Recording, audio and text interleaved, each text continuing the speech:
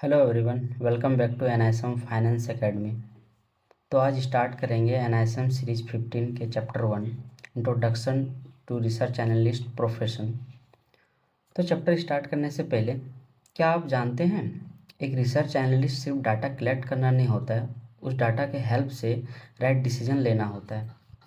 तो चलिए इस चीज़ को अपन डिटेल में आगे पढ़ते हैं। तो इस चैप्टर का लर्निंग ऑब्जेक्टिव है कि अपन इस चैप्टर में क्या लर्न करेंगे और क्या क्या चीज़ें इस चीज़ में कवर करेंगे।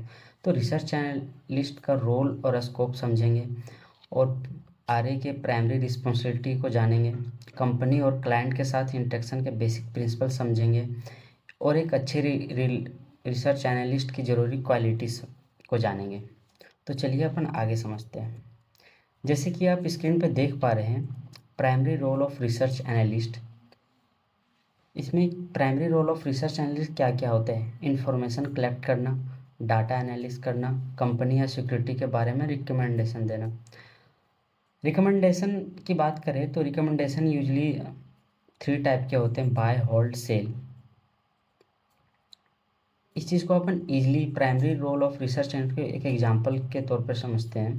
लाइक एक इजी एग्जांपल, सोचो आप एक न्यू फ़ोन या न्यू प्रोडक्ट बाय करने जाते हो, तो आप क्या करोगे?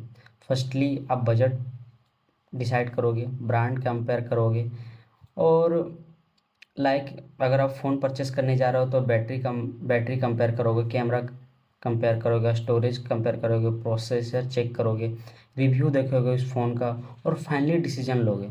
तो एग्जैक्टली सेम रिसर्च एनालिस्ट कोई भी कंपनी या स्टॉक की कंपेयर करता है, वो देखता है कंपनी का फ्यूचर में अच्छा परफॉर्मेंस करेगी या नहीं करेगी। तो इन सब सारी चीज़ें primary role of research analyst का होता है। तो अपन आगे बढ़ते हैं। आगे जैसे आप स्क्रीन पे देख पा रहे हैं, नेक्स्ट टॉपिक अपना है information regarding the need for a research analyst. Information, कौन कौन से इंफॉर्मेशन की नीड पड़ती है रिसर्च एनालिस्ट को? तो मेजर रिसर्च एनालिस्ट के थ्री लेवल इंफॉर्मेशन की नीड पड़ती है। लाइक आप देख पा रहे हैं स्क्रीन में, microeconomic, industry specific and company specific. Like step by step अपन इस चीज़ को समझते हैं। First one, microeconomics. Microeconomics overall economy को इन्फॉर्मेशन देता है। Like example, inflation, interest rate, GDP. Like कोई भी कंट्री का इन्फ्लेमेशन, इंटरेस्ट रेट, जीडीपी, ये सब चीज़ें कवर करती है माइक्रो इकोनॉमिक में। सेकेंड वन आता है आपका इंडस्ट्री स्पेसिफिक। इंडस्ट्री स्पेसिफिक का मीनिंग हो गया आपका इंडस्ट्री या सेक्टर की इन्फॉर्मेशन। लाइक इसमें कोई एक इंडस्ट्री या सेक्टर की इन्फॉर्मेशन जो प्रोवाइड अपन एनालाइज करेंगे, उस चीज़ को अपन इंडस्ट्री स्पेसिफिक कहते हैं इन्फॉर्मेशन। अब एक एग्जांपल जैसे लाइक इंडस्ट्री सेक्टर की, banking sector, IT sector, pharma sector. अब थर्ड वन जो आती है अपनी कंपनी स्पेसिफिक, जो इसका मीनिंग होता है पर्टिकुलर कंपनी का इन्फॉर्मेशन। लाइक कंपनी स्पेसिफिक में क्या होता है, आप इसको ऐसे समझ सकते हैं, कोई एक सेक्टर हुआ, लाइक फार्मा सेक्टर हुआ, तो फार्मा सेक्टर में मेनी कंपनी हो सकती हैं। तो एक स्पेसिफिक कंपनी का जो पर्टिकुलर इन्फॉर्मेशन होगा, उस चीज़ को कंपनी स्पेसिफिक बोलते हैं अपन। अब उस चीज़ को एग्जांपल से समझते हैं। लाइक कोई भी कंपनी का एनुअल रिपोर्ट के थ्रू से अपन इन्फॉर्मेशन ले सकते हैं, उसका प्रॉफिट मैनेजमेंट से ले सकते हैं, मार्केट शेयर से ले सकते हैं इन्फॉर्मेशन। ये सब चीज़ें अपन कवर कर सकते हैं ये सब इंफॉर्मेशन से।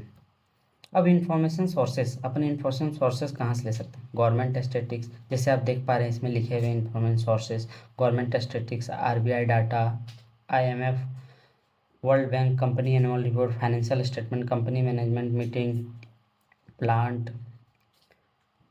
ये सब सारी चीज़ें से आपको इंफॉर्मेशन मिलते हैं। ये सब इंफॉर्मेशन के सोर्सेस हो गए।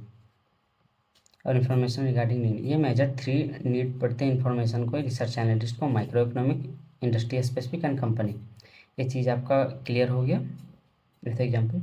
आगे इसको क्विक आगे अपन देखते हैं type of research analyst. Type of research analyst majorly 3 type के होते हैं: sell side analyst and by side analyst and independent research analyst. अब सेल साइड एनालिस्ट क्या होता है? सेल साइड एनालिस्ट जो पब्लिक डोमेन में रिसर्च रिपोर्ट पब्लिश होता है, usually broking form, investment broking form में होता है या एडवाइजरी फॉर्म के साथ में ये रहते हैं। इनके रिपोर्ट में होता है buy, hold, sell and future earning, expectation and price target. जैसे कि सेल साइड एनालिस्ट का क्या होता है, ये पब्लिक डोमेन पे इसका रिपोर्ट अवेलेबल होता है। इससे आप समझ सकते हैं जो सेल साइड होता है एनालिस्ट होता है वो पब्लिक डोमेन पे रिपोर्ट पब्लिश करते हैं। और बाय साइड एनालिस्ट क्या होता है, by side analyst mutual fund हो गया, हेज फंड हो गया, पेंशन फंड हो गया, आई आईएफएस हो गया, एफपीएस या फिर पोर्टफोलियो मैनेजर के लिए काम करते हैं। इनकी रिसर्च मोस्टली इंटरनल के लिए यूज़ के लिए होते हैं। ये रिपोर्ट फंड मैनेजर यूज़ करते हैं ताकि वो डिसाइड कर सकें कौन सी सिक्योरिटी बाय होल्ड या सेल करनी सॉरी। तो इस चीज़ सेल एंड बाय में आपको डिफरेंस पता चल गया। जो सेल साइड एनालिस्ट होता है वो पब्लिकली रिपोर्ट पब्लिश करते हैं पब्लिकली, एंड बाय साइड जो होते हैं वो इंटरनल होते हैं, लाइक म्यूचुअल फंड के लिए, हेज फंड के लिए वो इंटरनल यूज़ के लिए होते हैं। अब लास्ट वन जो है इंडिपेंडेंट रिसर्च एनालिस्ट।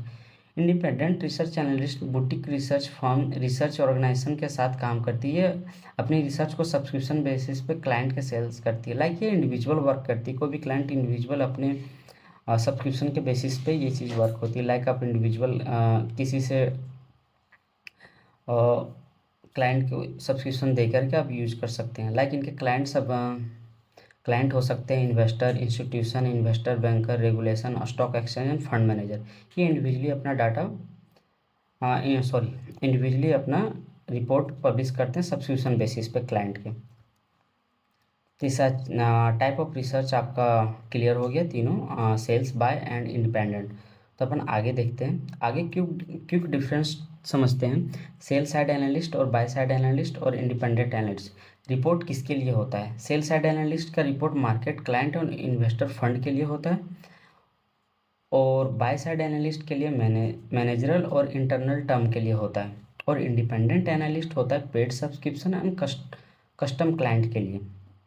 अब ये जो पब्लिक या इंटरनल है, ये तीनों को अपन समझते हैं। सेल साइड एनालिस्ट होता है public, and by side analyst होता है इंटरनल, इंडिपेंडेंट एनालिस्ट होता है क्लाइंट स्पेसिफिक। अब ये चीज़ों को वन लाइन समरी में अपन समझते हैं। लाइक रिसर्च एनालिस्ट का रोल एक सेक्टर जैसा होता है जो कंपनी का पास्ट परफॉर्मेंस और प्रेजेंट पोजीशन और फ्यूचर पोटेंशियल का स्टडी करके रिकमेंड देना होता है। सारी चीज़ें को स्टडी करके रिकमेंड देना होता है कस्टमर को। जैसे कि आप नेक्स्ट आगे देख पा रहे हैं स्क्रीन पे, primary responsibility of research analyst. Primary responsibility of research analyst का मेन इंडस्ट्री, कंपनी, इकोनॉमी को ग्रोथ को समझना प्राइमरी रिस्पॉन्सिबिलिटी होता है। तो अपन स्टेप बाय स्टेप तीनों को समझते हैं। Understanding economy. अंडरस्टैंडिंग इकोनॉमी में क्या होता है, कंपनी का ग्रोथ इकोनॉमी से डायरेक्टली कनेक्ट होता है, इसीलिए आरए को इकोनॉमी समझनी पड़ती है। आरए आरए फोकस करता है national income, inflation, interest rate, unemployment rate, fiscal policy, monetary policy, FDI, FPI follow, saving and investment pattern, export import, impact on GDP, export import on GDP, global factor. ये सब सारी चीज़ें को focus करते हैं RA, जो कि ये इकोनॉमी अंडरस्टैंडिंग इकोनॉमी के लिए होती है। सिंपल है, अगर इंटरेस्ट रेट हाई होगा तो लोन कॉस्ट भी बढ़ सकती है। अगर इन्फ्लेमेशन हाई होगा तो कस्टमर के स्पेंडिंग पावर इफेक्ट हो सकती है। ये सब सारी चीज़ें इकोनॉमी अंडरस्टैंडिंग इकोनॉमी में आती हैं। अब नेक्स्ट जो है अंडरस्टैंडिंग इंडस्ट्री। हर इंडस्ट्री अलग अलग होती है, like IT industry, banking industry, auto industry and pharma industry growth drive same नहीं होती है। आरए इंडस्ट्री में ये पॉइंट स्टडी करते हैं, लाइक आरए इंडस्ट्री में रेगुलेटरी इन्वायरमेंट स्टडी करते हैं, बिजनेस मॉडल स्टडी करते हैं, कंपटीशन के बारे में स्टडी करते हैं, और ऑपरेटिंग फैक्टर के बारे में पढ़ते हैं। अपन डिपेंड प्राइस चेंज में कितने इफेक्ट होंगे वो सब सारी चीज़ें पढ़ते हैं। Consumer behaviour, industry opportunity and challenge को अंडरस्टैंड करते हैं।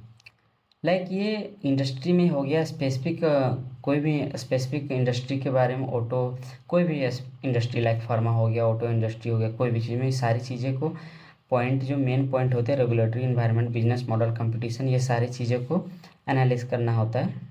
इसके बिहाफ पे अपन अंडरस्टैंड इंडस्ट्री करते हैं। अंडरस्टैंडिंग कंपनी में क्या हो जाता है, अब जैसे देख पा रहे हैं सेम इंडस्ट्री में भी कंपनी अलग अलग बिहेव करते हैं। जैसे मैंने आपको स्टार्टिंग में बताया कि फार्मा इंडस्ट्री में मेनी कंपनी हो सकते हैं, लाइक सिप्ला, भी मैनी कंपनी हो सकते हैं जिसके सारे परफॉर्मेंस अलग, दोनों के परफॉर्मेंस अलग अलग हो सकते हैं। लाइक एग्जांपल एक क्रिकेट से लेते हैं अपन। क्रिकेट में राहुल द्रविड़ एंड वीरेंद्र सहवाग दोनों ग्रेट बैट्समैन हैं, लेकिन स्टाइल अलग अलग है। द्रविड़ डिफेंसिव एंड स्टेबल है एंड सहवाग एग्रेसिव। परफॉर्मेंस जज करने के लिए पिच में मैच में टाइप पोजीशन भी देखना पड़ता है। तो इसी प्रकार से दोनों प्लेयर तो क्रिकेट क्रिकेट ही खेल रहे हैं, बट दोनों का क्वालिटी अलग अलग है। तो ये सब सारी चीज़ें सेम उसी तरह इन जब अपन कंपनी का रिसर्च इंफॉर्मेशन रीड करते हैं तो सारी चीज़ें देखनी पड़ती है अलग अलग स्पेसिफिक कंपनी डाटा में। कंपनी के केस में भी सेम लॉजिक अप्लाई होता है। एक इंडस्ट्री में दो कंपनी के बिजनेस मॉडल है, कस्टमर, प्रोडक्ट और फाइनेंस वेरी डिफरेंट हो सकते हैं। जो जैसे कि अभी मैंने एग्जांपल हुआ सेम एज इट इज वही है इसमें। तो चलिए आगे अपन कंपनी के ही कंपनी अंडरस्टैंडिंग के बारे में थोड़ा डिटेल में और पढ़ लेते हैं। जैसे कंपनी एनालिसिस टू पार्ट में किया गया, जैसे qualitative analysis and quantitative analysis. अब ये दोनों में डिफरेंस क्या है आप देखिए। Qualitative analysis non number factor study होता है, जिसमें एग्जांपल जैसे आप देख सकते हैं business model, strength, management capability, brand power, employ skills, customer satisfaction, company strategy, work ethics. Same उसी तरह अपन क्वांटिटी एनालिसिस में जाते हैं। क्वांटिटी एनालिसिस में नंबर स्टडी होता है, जैसे क्वालिटेटिव में नन नंबर फॉर स्टडी होता है और क्वांटिटी में नंबर स्टडी होता है। ये क्विक लर्न करने के लिए आपको ये चीज़ शॉर्टवर्ड में आप याद रख सकते हैं। एग्जांपल रेवेन्यू, जैसे आप क्वांटिटिव एनालिसिस में देख सकते हैं revenue, cost, profitability, cash flow, asset and liability, production and capacity utilisation, market share, employ productivity. ये दोनों में मेजर डिफरेंस क्या है? क्वालिटी एनालिसिस में नन नंबर फैक्टर स्टडी होता है, क्वांटिटी में नंबर फैक्टर स्टडी होता है। तो सिंपल मेमोरी के लिए क्वालिटी में क्वालिटी वाली बातें और क्वांटिटी में क्वांटिटी नंबर वाली बातें। ये सिंपल मेमोरी ट्रिक के लिए है। अब जैसे नेक्स्ट आप देख पा रहे हैं basic principle of interaction with company and client. Basic principle of interaction, जब अपन मैनेजमेंट टीम जब भी मैनेजमेंट टीम से इंटरेक्ट करती है तो बेसिक प्रिंसिपल क्या क्या होते हैं, ये सब चीज़ें के बारे में अपन पढ़ेंगे। इंटरनेट में बहुत इंफॉर्मेशन मिल सकती है, लेकिन कंपनी मैनेजमेंट में डायरेक्ट इंटरेक्शन भी इम्पोर्टेंट होता है। मैनेजमेंट से बात करके एनालिस्ट कंपनी का विजन, स्ट्रेटेजी और फ्यूचर प्लान को बेटर समझ सकते हैं, लेकिन एक रिस्क भी होता है। मैनेजमेंट कभी कभी कंपनी को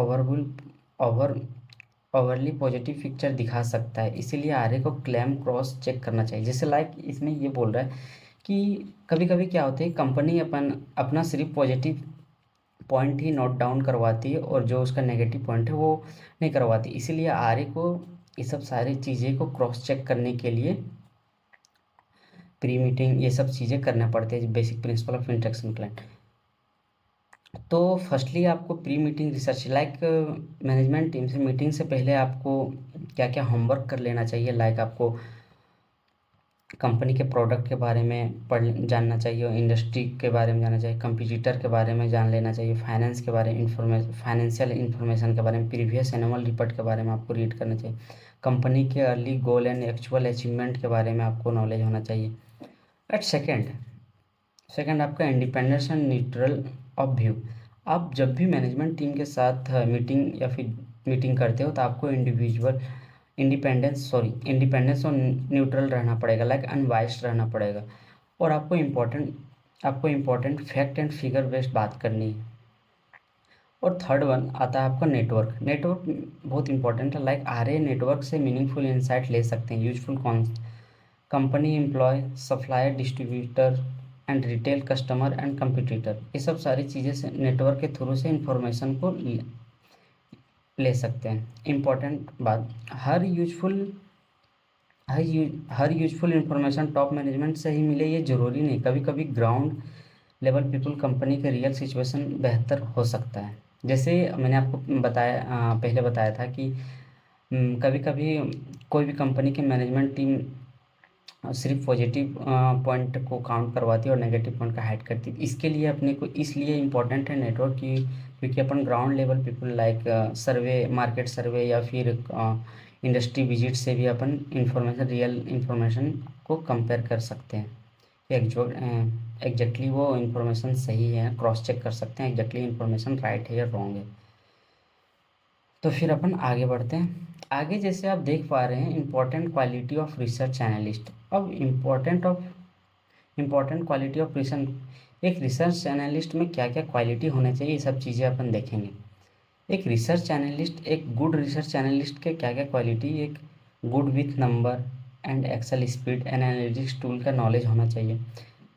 सेकंड, फाइनेंस कॉन्सेप्ट की clarity and finance statement and report read करने की एबिलिटी। थर्ड, रिलीवेंट क्वेश्चन पूछने की ability and attention to detail. And third on writing and verbal communication skill and inquiring mind. Fourth, methodical approach, business model and competition को समझने की ability होना चाहिए। ये सब सारी चीज़ें जितने मैंने आपको बताई ये सब रिसर्च एनालिस्ट की क्वालिटीज़ हैं।